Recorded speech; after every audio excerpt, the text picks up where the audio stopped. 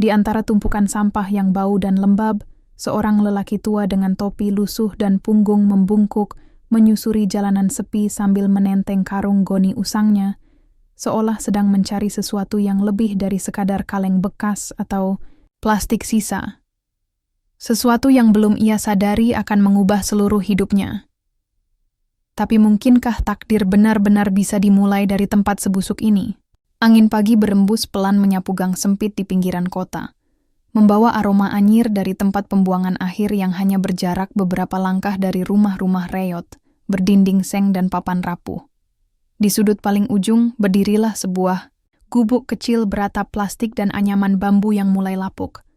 Di dalamnya tinggal seorang lelaki tua, kurus, berkulit legam terbakar matahari, dengan garis wajah yang dalam, menyimpan ribuan kisah kehidupan yang tak pernah tercatat siapapun. Namanya Joko. Namun, warga di kampung itu memanggilnya Pak Joko, dengan nada hormat yang tulus, bukan sekadar basa-basi.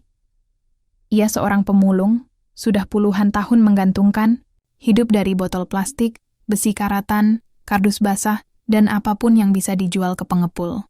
Namun, bukan pekerjaannya yang membuatnya disegani, melainkan hati dan keikhlasannya yang seolah tak lekang digerus kesulitan.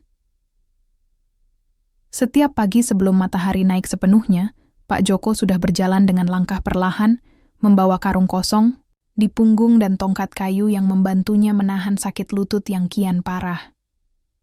Ia selalu menyapa siapapun yang ditemuinya, meski hanya dibalas anggukan malas atau pandangan heran. Tak sedikit pula anak-anak yang mengejar dari belakang, meminta uang receh, atau sekadar ikut berjalan sambil bercerita tentang hari-hari mereka. Pak Joko tidak pernah keberatan. Ia bahkan kerap memberikan roti sisa yang ditemukannya, asal belum kadaluwarsa dan masih layak dikunyah. "Kau sekolah yang rajin ya, Nia?" katanya pagi itu pada gadis kecil yang berlari sambil menggenggam kertas, ujian dengan nilai sempurna. "Kalau kau pintar, jangan lupa bantu orang susah seperti Bapak, ya." Nia tersenyum malu-malu, lalu memeluk kertasnya erat-erat dan mengangguk sebelum berlari ke sekolah. Pak Joko hanya tersenyum kecil, lalu kembali pada langkahnya yang lambat menuju tempat pembuangan kota. Tempat di mana sebagian besar orang membuang apa yang tak mereka perlukan, dan sebagian kecil, seperti dirinya, mencari harapan dari sisa-sisanya. Hari itu seharusnya seperti hari-hari lainnya. Udara masih menyimpan sisa hujan semalam, jalanan becek, dan langit mendung seolah malas terbuka penuh. Tapi ada yang berbeda. Ketika Pak Joko tiba di lokasi biasa, ia mencari rongsokan. Ia melihat sesuatu mencolok terselip di antara tumpukan kantong plastik dan kardus rusak. Sebuah tas, bukan tas biasa. Warnanya hitam mengilap, bahan kulit tebal, dan meskipun sedikit kotor, masih tampak seperti milik seseorang yang berkelas. Pak Joko menatapnya lama. Ia menoleh ke kanan dan kiri. Tak ada siapapun. Suara truk sampah terdengar di kejauhan. Dengan hati-hati, ia mendekat dan meraih tas itu. Berat. Ada isinya, tapi bukan mainannya anak-anak. Saat ia membuka resleting utama, matanya membelalak. Tumpukan uang. Lembaran-lembaran rapi, bersih, dan harum. Beberapa perhiasan emas, serta beberapa dokumen yang tak sempat ia baca karena tangannya bergetar. Tubuh tuanya mendadak kaku. Bukan karena senang, tapi karena takut. Ini bukan barang buangan biasa. Ini milik orang penting. Dan bisa jadi, ini milik orang yang kehilangan sesuatu yang sangat besar. Atau lebih buruk, seseorang yang tidak ingin barang ini ditemukan orang lain. Pak Joko duduk di samping tong sampah itu, napasnya sesak. Matanya tertuju pada tas, lalu pada jalan yang sepi, lalu kembali pada karungnya yang hampir kosong. Ia tidak bodoh. Ia tahu betul, kalau ia membawa ini ke rumah, ia bisa saja dituduh macam-macam. Tapi kalau ia tinggalkan begitu saja, siapa yang akan memastikannya kembali ke tangan yang benar? Ia menghela napas panjang. "Aku cuma mau kembalikan." Gumamnya lirih, entah kepada dirinya sendiri, atau mungkin kepada Tuhan yang barangkali sedang menontonnya dari balik awan kelabu. Dengan Langkah berat, ia memasukkan tas itu ke dalam karung, menutupnya rapat, lalu berbalik arah. Ia tak melanjutkan pencarian rongsokan hari itu. Tujuannya berubah.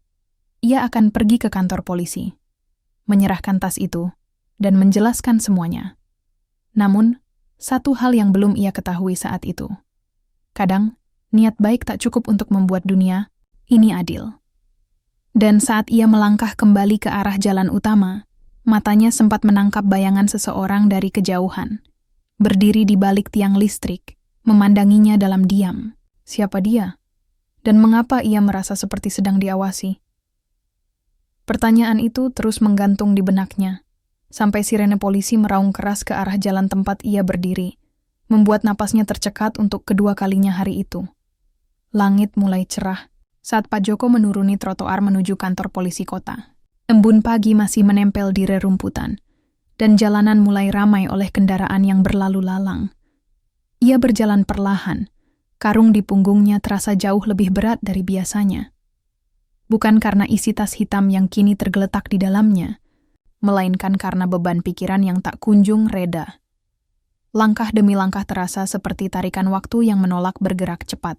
Ia mencoba mengatur napasnya agar tetap tenang. Seumur hidup, ia tak pernah berurusan dengan kantor polisi.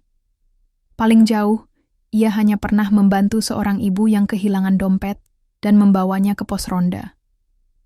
Itu pun lebih dari 10 tahun lalu. Namun hari ini berbeda. Hari ini ia membawa sesuatu yang bisa mengubah takdir, entah menuju arah baik atau buruk. Sampai di depan kantor polisi, Pak Joko sempat ragu. Ia berdiri mematung di depan gerbang, memperhatikan petugas berseragam yang berlalu lalang di dalam. Ada suara tawa, ada yang sedang bercanda, dan ada pula yang tampak serius di balik meja. Tak ada yang menyadari kehadirannya. Ia menarik napas panjang, lalu menapakkan kakinya melewati pagar besi yang terbuka setengah. "Permisi," ucapnya, pelan, nyaris tak terdengar. Tak ada yang menyahut. Pak Joko mendekat ke meja resepsionis. Seorang polisi muda tengah sibuk dengan ponselnya. "Pak, saya mau melaporkan sesuatu," ucap Pak Joko lagi. Kali ini sedikit lebih jelas. Polisi itu menoleh sekilas, menatap penampilan Pak Joko dari atas ke bawah. Baju lusuh, topi sobek, dan karung besar di punggungnya. Ia mendesah malas. "Laporkan apa?" Pak Joko menurunkan karungnya perlahan. Lalu dengan hati-hati, ia mengeluarkan tas hitam yang dibungkus plastik bening agar tidak kotor. Diletakkannya di atas meja. "Saya menemukan ini di tempat sampah kota. Isinya uang, perhiasan, dan beberapa kertas penting. Saya kira ini milik seseorang. Saya mau mengembalikannya lewat kantor polisi, biar aman." Polisi itu mendekat, kini tampak lebih tertarik. Ia membuka tasnya pelan. Seketika, ekspresinya berubah. "Hei Pak, tunggu sini," serunya, lalu bangkit dari kursi dan berjalan cepat ke dalam. Pak Joko berdiri kikuk, menunduk, jantungnya berdebar lebih kencang dari sebelumnya. Ia belum tahu bahwa dalam hitungan menit, niat baiknya akan menjadi bumerang yang menghantam wajahnya sendiri. Tak lama kemudian, 2 polisi berseragam datang mendekat. Salah satunya bertubuh besar dan berkumis lebat. Ia langsung menatap Pak Joko dengan sorot tajam. "Kamu dari mana bawa tas ini?"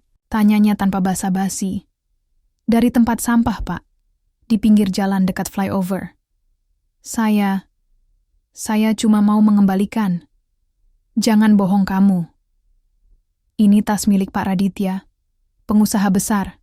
Hilang sejak tadi malam. Kamu tahu ini bisa dihitung." "Pencurian, ya?" Pak Joko tertegun.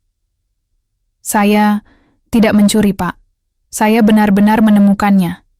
Di tumpukan sampah, saya tidak ambil satu pun isinya. Lihat saja."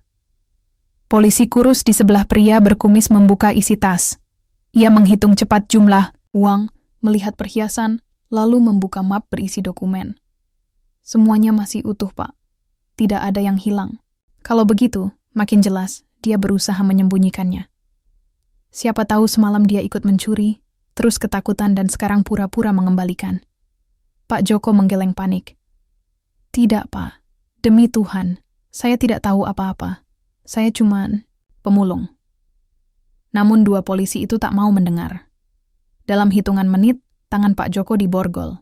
Ia berusaha melawan secara verbal, menjelaskan, memohon. Tapi semua itu seperti percikan air di atas aspal panas. Mengering sebelum sempat dimengerti. Kantor polisi menjadi sunyi saat Pak Joko dibawa ke ruang pemeriksaan. Matanya menyapu sekeliling, mencari seseorang yang bersedia mendengarkannya. Tapi setiap pandangan yang ia terima hanyalah curiga, jijik, atau sinis. Tak ada yang bertanya dengan tenang. Tak ada yang ingin tahu siapa dirinya.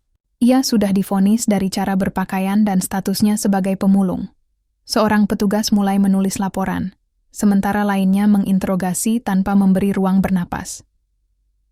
Kau yakin tidak mengenal Pak Raditya? Tidak, Pak. Kau tidak punya rekan yang membantumu mencuri ini? Saya sendirian. Saya cuma... Cukup. Kau mau pura-pura polos? Ini bisa diproses jadi pidana. Pak Joko menunduk. Telinganya berdesing. Dunia seperti menjauh darinya. Ia merasa tubuhnya kaku, tapi pikirannya melayang. Satu hal yang menghantuinya kini bukan lagi soal di penjara. Tapi bagaimana warga kampung akan mendengar berita ini? Bagaimana anak-anak yang biasa ia bantu akan percaya pada tuduhan yang dilemparkan padanya? Ia ingin berteriak. Tapi untuk apa? Tak ada yang mau mendengar. Sore hari berita itu sudah tersebar. Di televisi lokal muncul headline, seorang pemulung tertangkap bawa tas berisi uang miliaran diduga pelaku pencurian. Wajah Pak Joko yang terekam kamera tersembunyi disiarkan tanpa sensor. Karung goni usangnya menjadi simbol kejahatan. Ironis. Dunia terlalu cepat memvonis. Di kampung, beberapa tetangga hanya bisa terdiam di depan layar. Ada yang percaya, ada yang ragu. Tapi suara yang paling lantang biasanya adalah yang paling jahat. Sudah kuduga, mana ada pemulung sebaik itu? Atau mungkin dia memang baik, tapi tergoda uang?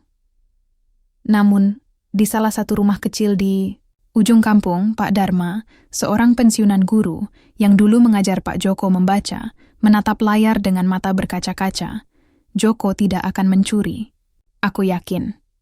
Dan di pojok warung kecil, seorang gadis kecil menangis dalam diam, memeluk lembar kertas ujian bertinta merah cerah bertuliskan angka 95. Sementara itu, di balik jeruji ruang tahanan, Pak Joko duduk diam memeluk lutut. Napasnya berat. Langit sore terlihat dari jendela kecil di ujung ruangan. Burung-burung beterbangan pulang ke sarang. Tapi ia hanya bisa bertanya dalam hati. Apakah kebaikan tidak ada tempatnya lagi di dunia ini? Udara malam menyusup melalui sela-sela jeruji besi yang berkarat. Dinding-dinding lembab berwarna abu-abu tua memantulkan aroma pengap yang menusuk hidung. Di sudut ruang tahanan, Pak Joko duduk memeluk lututnya, diam dan pucat. Jemari tuanya gemetar, bukan karena dingin, tapi karena batin yang dililit kebingungan.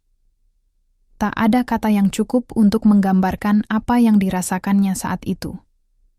Ia hanya ingin mengembalikan barang temuan kepada pemiliknya.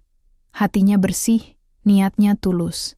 Tapi dunia menertawakannya. Kejujurannya malah dianggap akal bulus. Dari ranjang besi sebelah, seorang pria bertato menyipitkan mata memandangi Pak Joko. Kakek, kau maling ya? Pak Joko hanya menggeleng pelan. Bukan, nak. Bukan aku pencurinya. Pria itu tertawa. Dingin. Jangan panggil aku nak. Ini bukan tempat buat sok-sopan. Ia lalu berbalik dan membenamkan wajahnya ke bantal sobek. Suasana kembali sunyi. Suara nyamuk berdengung, diselingi bunyi langkah sepatu petugas jaga yang monoton. Pak Joko menunduk. Satu-satunya yang menemaninya malam itu adalah suara dalam pikirannya sendiri, yang terus-menerus mempertanyakan, mengapa aku dibawa ke sini? Mengapa niat baik bisa berubah jadi dosa? Pagi harinya, pintu sel terbuka dengan suara berderit panjang. Seorang polisi wanita masuk, membawa map dan beberapa lembar kertas. Joko Surono, panggilnya. Pak Joko berdiri perlahan, menunduk sopan. Saya, Bu. Pak Raditya ingin bertemu langsung. Katanya ingin lihat siapa yang mencuri tasnya. Pak Joko menelan ludah. Nama itu kembali disebut. Pengusaha kaya yang disebut-sebut kehilangan tas berisi uang dan perhiasan dalam jumlah besar. Orang itu, dia bahkan belum melihat wajahnya, tapi kini akan berdiri langsung di hadapannya. Ia dibawa ke ruangan di lantai 2. Dindingnya bersih, dilengkapi pendingin ruangan yang membuat tubuh tuanya menggigil. Di ruangan itu, duduk seorang pria berjas hitam, wajahnya licin seperti kulit apel yang baru dipoles. Matanya tajam, dan senyum tipisnya lebih menyeramkan dari tatapan marah. Pak Joko mengangguk sopan, meski jantungnya berdentum keras. "Ini orangnya?" tanya Pak Raditya, tanpa menyapa lebih dulu. "Ya, Pak. Dia yang bawa tas Bapak ke sini," jawab salah satu polisi. Pria itu mendekat. Ia menyipitkan mata, mengamati Pak Joko dari dekat. "Kau kira aku bodoh ya? Mencuri lalu berpura-pura baik? Kau pikir kau akan dapat pujian?"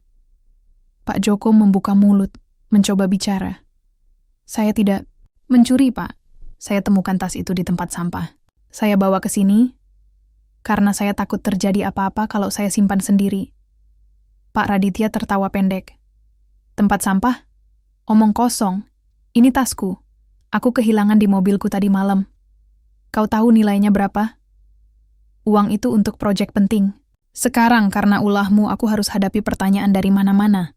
Pak Joko menatapnya. Ada yang aneh.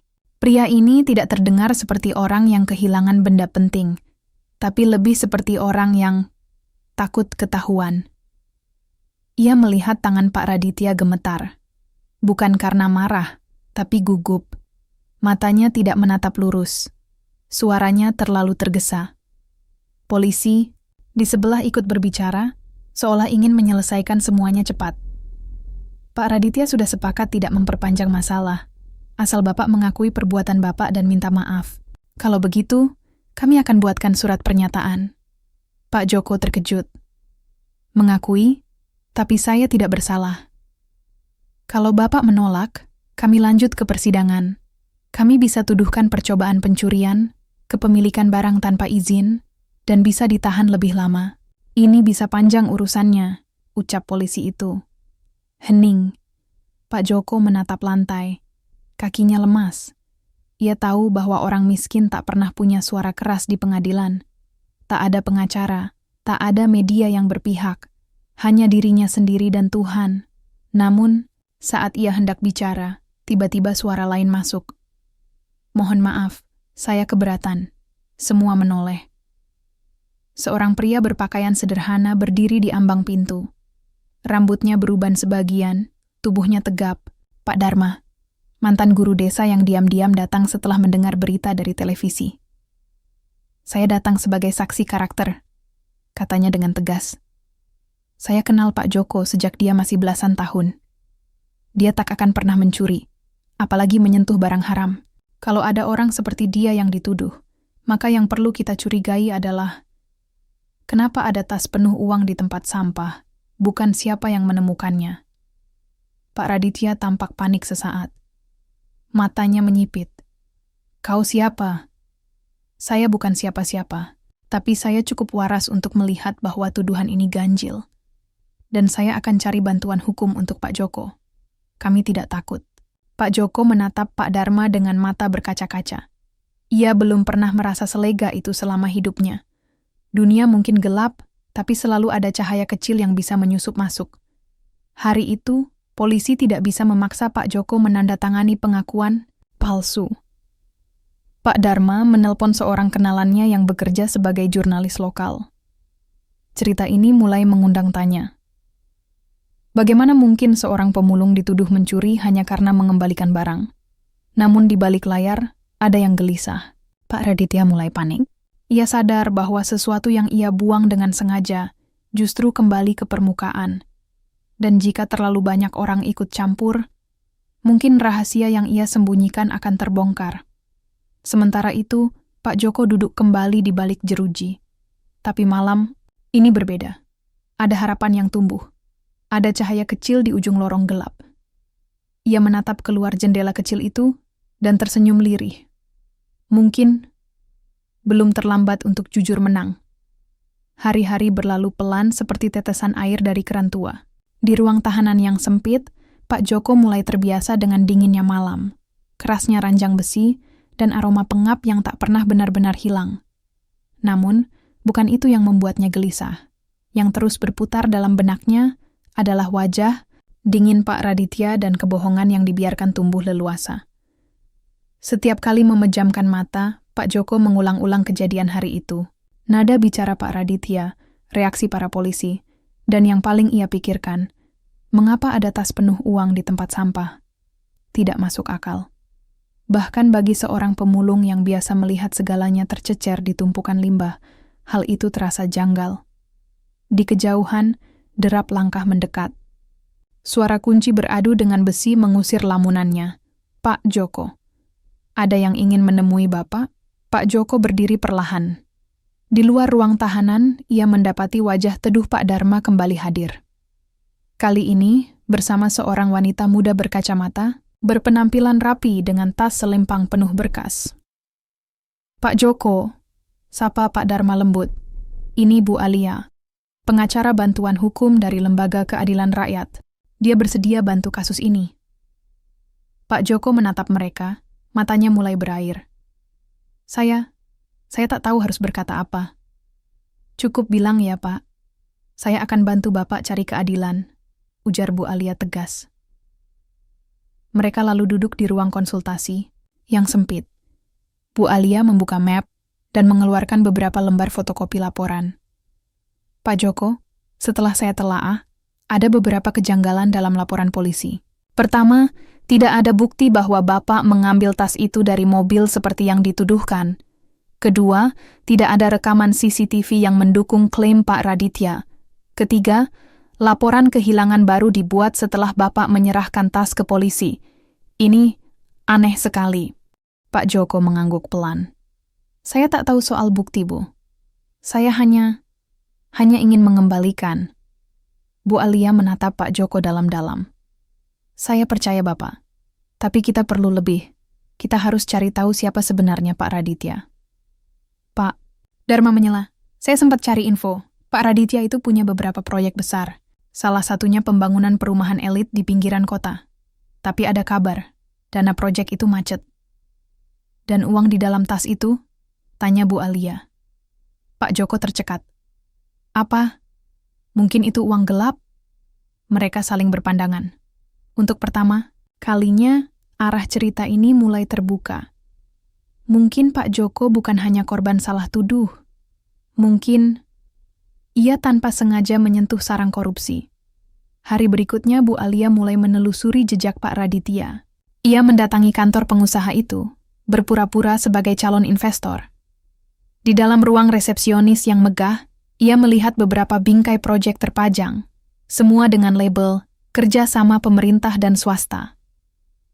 Namun ada satu hal menarik, foto Pak Raditya bersama pejabat pemerintah daerah, tersenyum lebar di atas panggung peresmian proyek yang belum pernah selesai dibangun.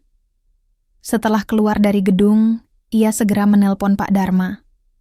Pak, saya curiga. Proyek-proyek ini tidak jelas penyelesaiannya, tapi semua anggarannya cair. Kita perlu tahu lebih banyak. Apakah ada warga desa yang pernah ikut kerja di proyek itu? Pak Dharma terdiam sejenak lalu berkata, ada satu, namanya Seno. Dulu dia buruh harian di proyek perumahan Pak Raditya. Tapi katanya proyek itu berhenti mendadak. Seno tahu banyak. Bisa temui dia? Tanya Bu Alia cepat.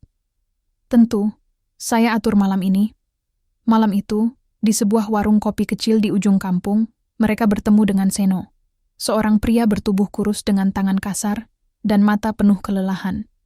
Saya kerja di proyek Pak Raditya dulu, katanya lirih. Tapi aneh. Proyek belum setengah jalan. Semua orang dipecat. Katanya dana habis, tapi saya dengar dari mandor. Uangnya dipotong sebelum cair ke lapangan. Dipotong kemana? Tanya Bu Alia. Seno menggeleng. Nggak tahu pasti, Bu. Tapi ada kabar, beberapa pejabat diam-diam dapat bagian. Semua ditutup rapat. Yang buka suara, ya hilang. Pak Dharma menelan ludah. Apa maksudmu hilang? Beberapa mandor tiba-tiba pindah, nggak bisa dihubungi. Satu lagi, Pak Warto, kepala pengadaan, katanya jatuh dari motor. Tapi mayatnya nggak bisa dikenali. Hening menyelimuti meja. Angin malam berhembus membawa aroma tanah basah. Seno mengeluarkan satu lembar fotokopi lusuh dari dalam jaketnya. Ini dokumen penyerahan uang muka proyek. Ada tanda tangan Pak Raditya, tapi tanggalnya beda dengan laporan resmi. Saya simpan diam-diam. Takut. Tapi kalau buat bantu orang jujur seperti Pak Joko, saya ikhlas. Bu Alia menerima lembaran itu dengan tangan gemetar. Ini bukti awal. Potongan puzzle mulai terhubung. Di ruang tahanan, Pak Joko menerima kabar itu dengan perasaan campur aduk. Ia tahu perjuangannya belum selesai, tapi kini setidaknya ia tidak sendiri. Pak Joko, ucap Bu Alia suatu pagi, saya butuh Bapak ingat betul lokasi tepat saat menemukan tas itu. Apakah ada CCTV di sekitarnya? Pak Joko berpikir keras. Di dekat tiang lampu, ada toko elektronik.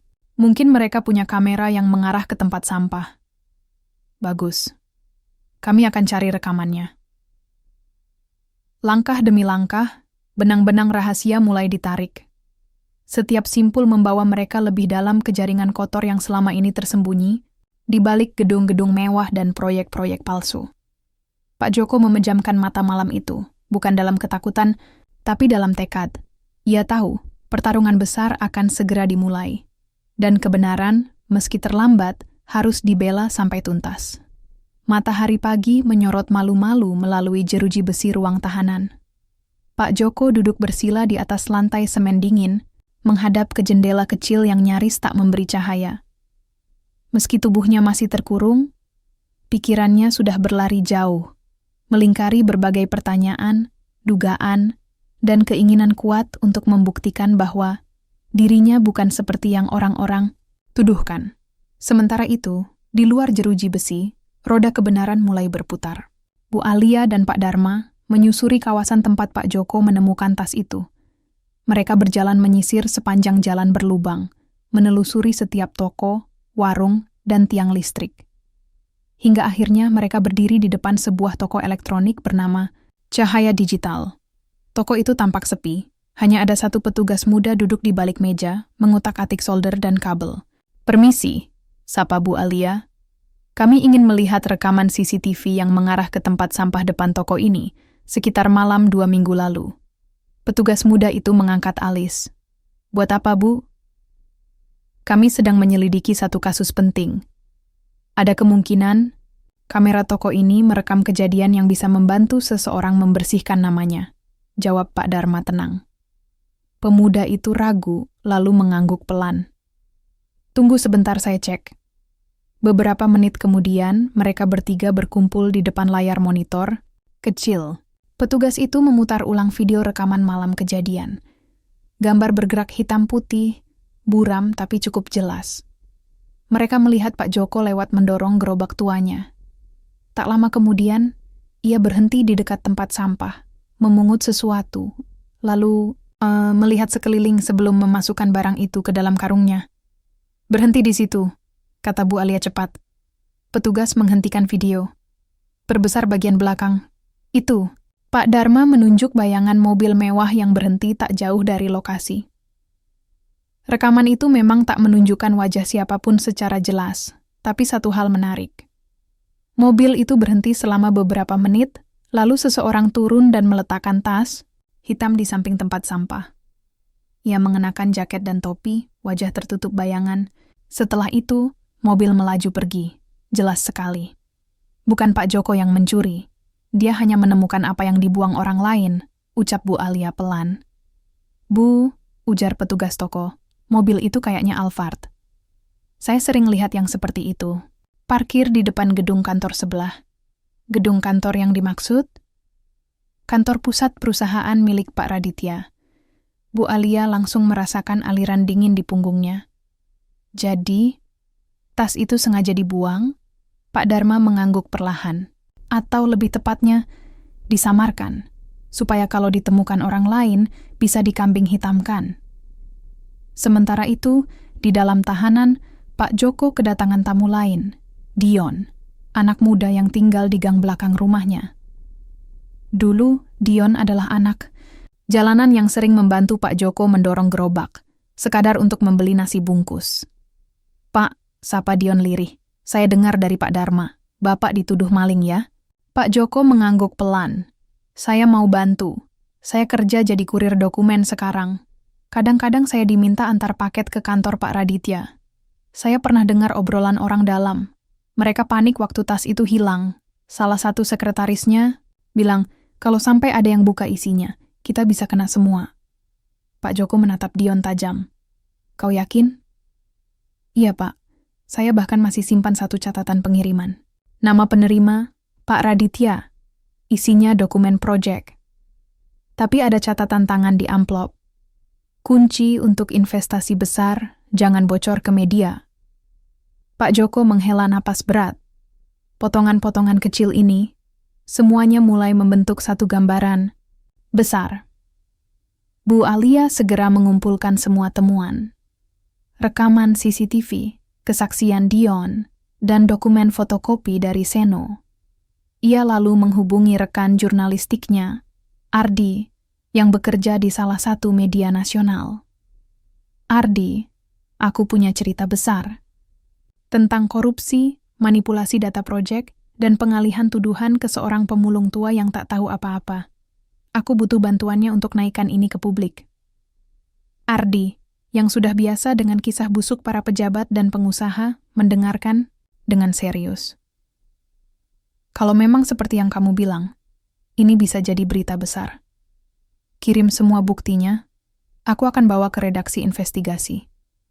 Namun, malam itu, saat Bu Alia pulang ke rumah, ia menyadari sesuatu yang tak biasa. Ada motor hitam yang parkir agak jauh dari gerbang rumahnya.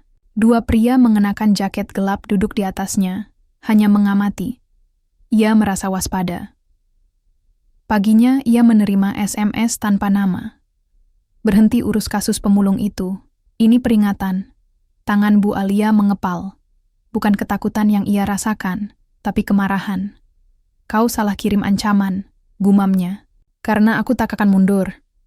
Hari demi hari, tekanan semakin kuat. Pak Joko belum juga dibebaskan meski bukti-bukti makin kuat. Tapi satu hal yang membuat polisi mulai goyah adalah tekanan dari media.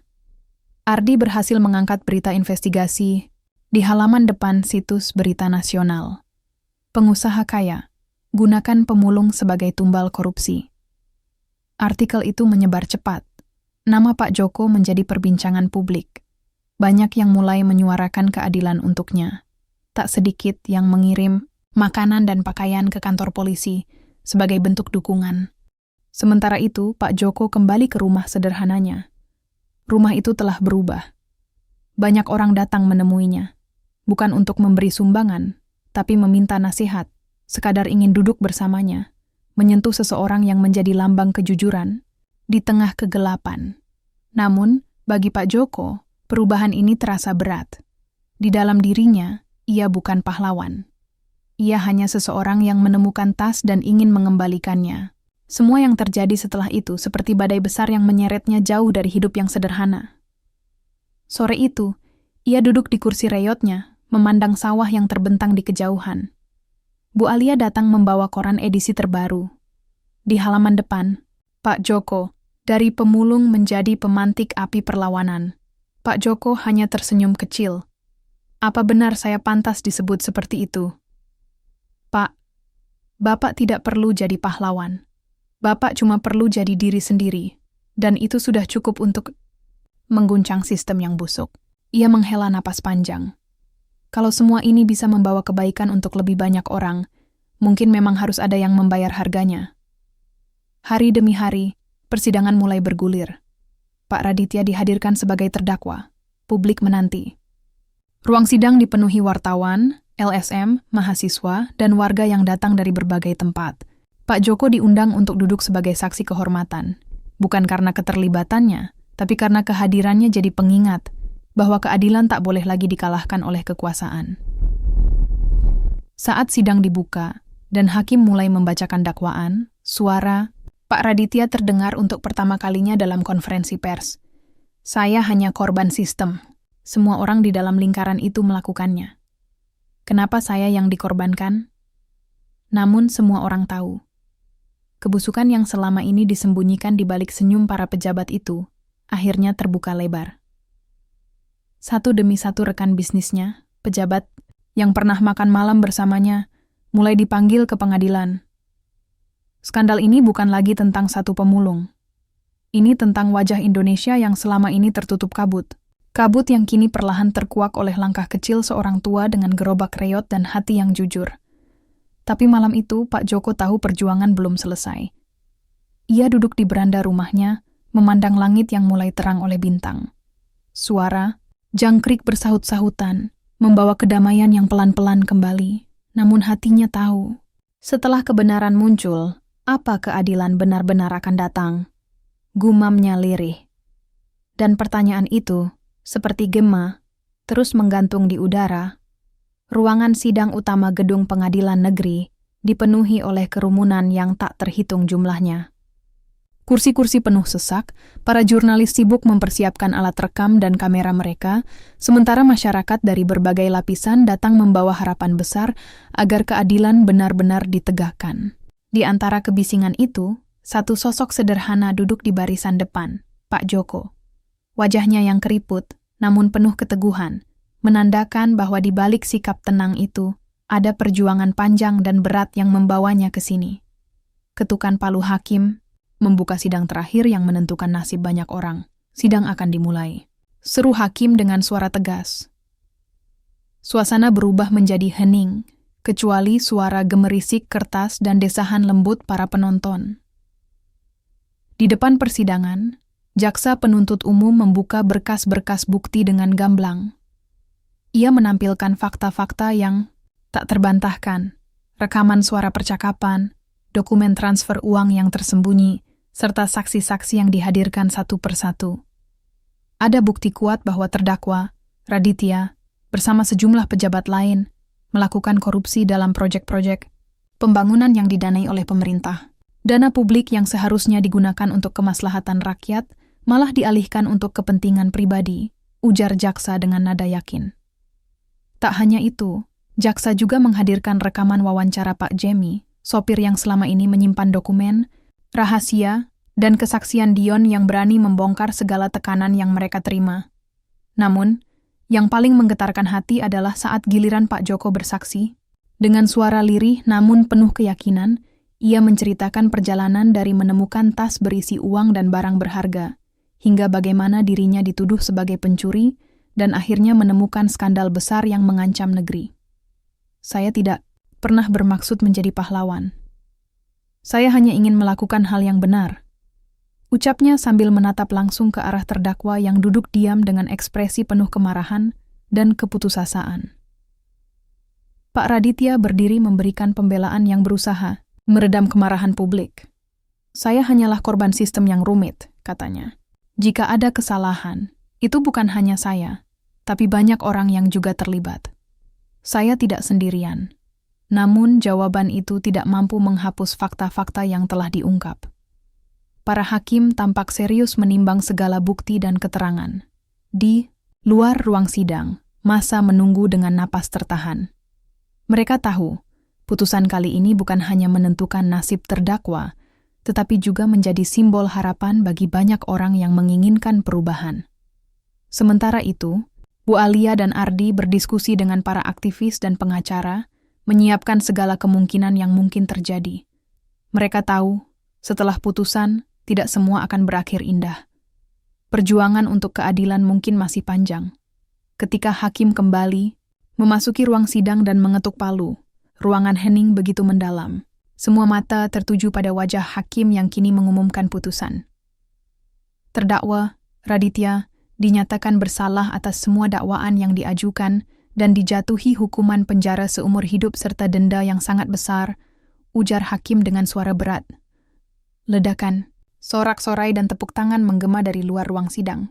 Pak Joko dan para pendukungnya menunduk dalam syukur, tetapi ada kesadaran mendalam bahwa ini bukan akhir dari perjuangan.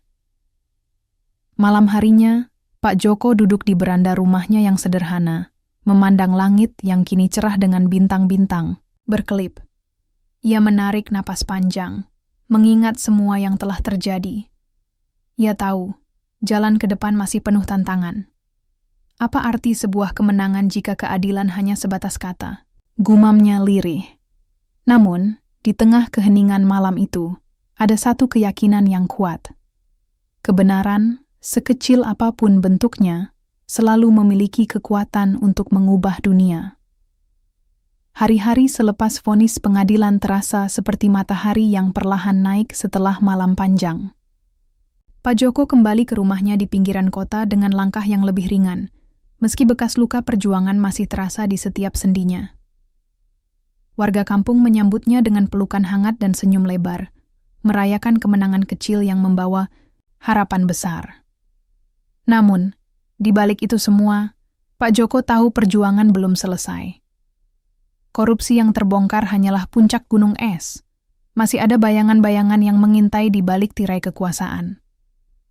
Kehidupan Pak Joko mulai berubah. Ia mendapatkan perhatian dari berbagai pihak, baik pemerintah yang ingin memberi bantuan, maupun LSM yang menawarkan kesempatan untuk menjadi bagian dari perubahan sosial. Namun, bagi pria tua itu, yang terpenting adalah tetap menjaga kesederhanaan dan kejujuran yang selama ini menjadi pegangan hidupnya. Saya bukan orang besar. Saya hanya ingin melihat anak cucu kita hidup di dunia yang lebih baik, ucapnya dengan suara lembut di sebuah pertemuan komunitas. Tetapi, bayangan baru mulai muncul. Beberapa pejabat yang terlibat dalam skandal mencoba bangkit kembali dengan cara lain, membangun jaringan baru yang lebih tersembunyi. Telepon Pak Joko beberapa kali berdering, berisi ancaman terselubung, bahkan upaya untuk mengintimidasi keluarga dan teman-temannya. Sekali lagi, ia dihadapkan pada pilihan berat, mundur dari perjuangan demi keselamatan diri dan orang-orang yang dicintai, atau melanjutkan misi yang telah dimulai dengan risiko yang semakin besar. Di desa, anak-anak bermain di jalanan yang mulai bersih dari sampah menumpuk berkat program kerja sama warga yang digagas Pak Joko dan para aktivis. Harapan perlahan menyala di wajah mereka yang dulu hanya tahu hidup dalam kegelapan dan keterbatasan. Matahari pagi menyinari lembah kecil tempat desa Pak Joko berdiri. Suara burung berkicau riang, dan udara segar mengisi setiap ruang. Suatu pagi, yang cerah ini berbeda. Pak Joko duduk di bangku kayu, ditemani Bu Alia, dan beberapa pemuda desa yang kini aktif dalam berbagai kegiatan sosial. Mereka membahas rencana pengembangan pendidikan dan lingkungan yang lebih baik, sebagai buah dari perjuangan panjang yang sudah dilewati. Di tengah percakapan, datanglah kabar dari media nasional. Reformasi besar-besaran sedang digalakan oleh pemerintah pusat untuk memberantas korupsi dan memperbaiki tata kelola keuangan negara. Nama-nama yang dulu berkuasa kini harus mempertanggungjawabkan perbuatan mereka, dan masyarakat luas mulai berperan aktif dalam mengawasi jalannya pemerintahan. Pak Joko menatap horizon, senyum tulus merekah di wajahnya yang penuh keriput. Ini baru permulaan, tapi sudah lebih baik dari sebelumnya, katanya. Meski tantangan masih ada, api semangat yang menyala dalam hati warga desa itu membuktikan bahwa perubahan sejati bukanlah mimpi kosong. Mereka telah melewati badai bersama dan kini berjalan di jalan yang terang. Di akhir hari, saat matahari tenggelam dan cahaya jingga menyelimuti desa, Pak Joko berdiri di depan rumahnya, menghadap langit luas. Dalam hati ia berbisik, kebenaran itu berat, tapi ia selalu menemukan jalannya. Dan selama kita berani berdiri untuk kebaikan, cahaya itu takkan pernah padam.